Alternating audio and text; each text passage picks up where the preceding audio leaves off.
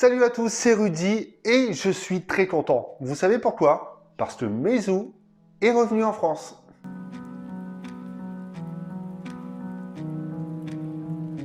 Et oui, Meizu était parti et est revenu. Et ça fait plaisir de revoir cette marque. Si ce test vous a plu et que vous souhaitez acheter ce Meizu 16e, eh bien vous trouverez le lien dans la description vers le Meizu Store. J'avais déjà testé plusieurs smartphones de Meizu. Vous trouverez ça sur la chaîne et sur le blog, bien évidemment. Et j'ai toujours apprécié leurs produits et surtout le rapport qualité-prix proposé. Et ce Meizu 16e, eh bien, c'est toujours la même chose. Un gros travail a toujours été fait sur le design et cette fois-ci, eh bien, je ne m'attendais pas à ça. On est vraiment sur un smartphone haut de gamme, premium et très agréable en main. Mais également visuellement. On a même ce petit aspect de smartphone de chez Samsung avec les bords arrondis et notamment le S8 ou le S9 par exemple. C'est un smartphone qui est totalement réussi. Verre, aluminium, tout y est pour que le smartphone soit vraiment excellent.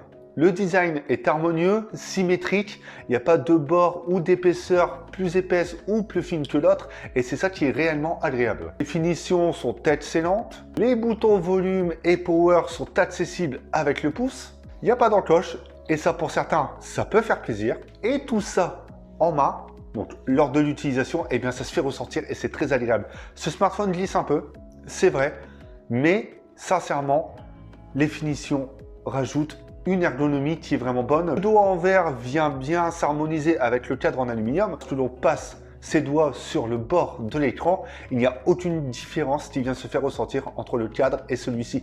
Et sincèrement, pour ça, Meizu, je vous félicite.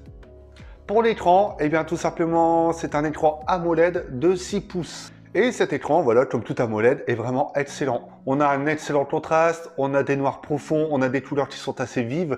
L'écran est lumineux, ça c'est un très bon point. Par contre, ce que j'ai remarqué, c'est que celui-ci tire un peu sur les couleurs chaudes. Mais également que lorsqu'on est sur un fond blanc, messagerie ou autre, eh bien, lorsque l'on penche le smartphone, les angles de vue sont vraiment excellents, mais il y a des reflets comme des effets huilés qui viennent se mêler à l'écran.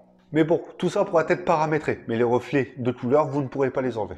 Cet écran est immersif, et en plus de ça, avec cette version blanche pour ce test, eh bien j'ai même oublié les bords. Il y a également un lecteur d'empreinte dans l'écran. Celui-ci est optique, comme sur le Mate 20 Pro, comme sur le OnePlus 6T, et donc ça prend une photo de l'empreinte et ça vient vous aider à déverrouiller.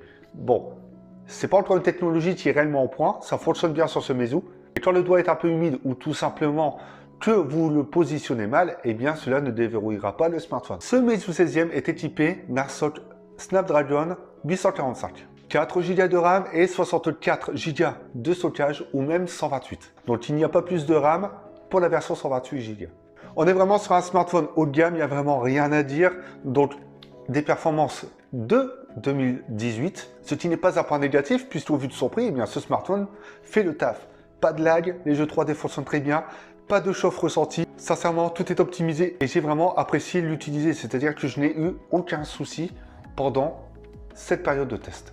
Le petit point à noter, c'est qu'il n'y a pas la présence de puce NFC. Pour l'autonomie, une batterie de 3010 mAh est intégrée. On retrouve également la technologie de charge rapide de chez Meizu, M-Charge, qui permet de charger le smartphone de 0 à 65% en 30 minutes. En moyenne, j'étais entre 6 et 7 heures d'écran allumé, ce qui est vraiment pas mal. Et sincèrement, il m'a tenu toute la journée sans aucun problème. Ce smartphone est vraiment bon sur ce point. Il est intégré d'Android Oreo. Bon, ce n'est pas la dernière version et on sait très bien que Meizu sur ce point, les dernières versions d'Android et les grosses mises à jour logicielles, ce n'est pas leur point fort. Mais tout est bien optimisé. C'est-à-dire que tout reste fluide dans l'ensemble. Le petit reproche, c'est qu'on garde le même aspect visuel de l'ancienne interface avec les nouveautés intégrées. Je vais faire plus simple.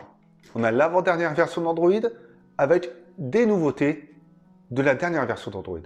C'est-à-dire on a du Oreo avec du Pie. Meizu laisse le choix sur la navigation. Donc c'est-à-dire qu'on peut retrouver le bouton M-Back. Vous savez, le bouton sensitif que l'on avait pour faire le retour et le retour à l'accueil, et bien maintenant c'est une petite barre ou les gestes qui sont vraiment intuitifs. Les retours se font sur le côté ou même sur le bas de l'écran. Et pour aller à l'accueil, comme tout le monde connaît, eh bien, il faut rester le doigt du bas vers le haut de l'écran et rester une seconde ou deux pour accéder aux multitâches. L'autre petit point qui a été amélioré mais toujours pas impeccable, c'est la traduction de certains paramètres. Malgré le choix de la langue française, il y a encore certains menus qui sont en anglais. Mais franchement, c'est une interface qui tourne très bien et qui n'a rien à dire dessus. Après, c'est juste une question de goût. Pour terminer ce test, on va parler photo et du double capteur intégré à ce Meizu 16e. Alors, il y a deux capteurs. Un principal de 12 mégapixels, ouvert à 1.8, et un second de 20 mégapixels, ouvert à 2.6. Celui-ci permet notamment d'avoir un zoom x2 et zoom x3 numérique, donc logiciel, sans perte. Alors, dans l'ensemble, les photos sont vraiment très bonnes. Il n'y a aucun souci, mais j'avais trouvé une surnetteté. Avec le temps, j'ai rapidement compris que la surnetteté provient de l'HDR qui est constamment intégré et qui n'est pas tout simplement activable ou désactivable. Ce qui rend les couleurs beaucoup plus riches et parfois un peu trop riches. Encore une fois, c'est une question de goût. Mais globalement, l'ambiance de scène est vraiment très bonne et ce capteur se débrouille mais vachement bien. Et ça fait vraiment plaisir de voir que sur ce smartphone, la photo est une partie assez bien travaillée et ce qui est proposé est intéressant. En intérieur, eh bien, ce sera vite lissé. Et pour les clichés de nuit également. Donc de nuit, ce ne sera pas le summum, mais l'ensemble des clichés est vraiment bon, notamment sur l'ambiance de scène. De nuit, eh bien, le moindre mouvement ou le moindre objet en mouvement créera des flous trop visibles. Ce smartphone filme en 4K avec une stabilisation OIS. On n'a pas l'impression que c'est une stabilisation physique, ce qui fait qu'il y aura pas mal de tremblements et d'effets de mouvement. D'ailleurs, pour revenir sur le zoom x2 et le zoom x3, sans perte, eh bien c'est vraiment pas mal du tout et c'est vrai que la perte n'est vraiment pas présente. Et l'ambiance de scène n'est pas changée également. Quand on parle de Meizu, on parle audio et forcément, on retrouve donc deux haut-parleurs, un sur le cadre, donc sur le bas, et un à la place de l'écouteur pour les appels. Celui du bas est plutôt axé médium et basse, et celui du dessus est axé médium aigu. Ce qui fait que les médiums prennent bien le dessus et que l'équilibre entre les aigus et les basses est vraiment très bien travaillé. Et à partir de là, eh bien c'est très agréable d'écouter de la musique avec ce smartphone. Maintenant que vous avez mon avis sur ce Meizu 16e, eh bien c'est tout simplement à vous de donner le vôtre dans les commentaires. Si vous avez aimé cette vidéo, n'hésitez pas à liker et à la partager. Et surtout à vous abonner à la chaîne. Et pourquoi pas activer la petite cloche. Vous retrouverez plein d'autres tests sur la chaîne Avis Mobile, mais également sur avimobile.fr. Et nous, on se retrouve bientôt pour d'autres vidéos. Et pourquoi pas tester d'autres smartphones Meizu. En tout cas, moi, je suis pas contre. Et vous?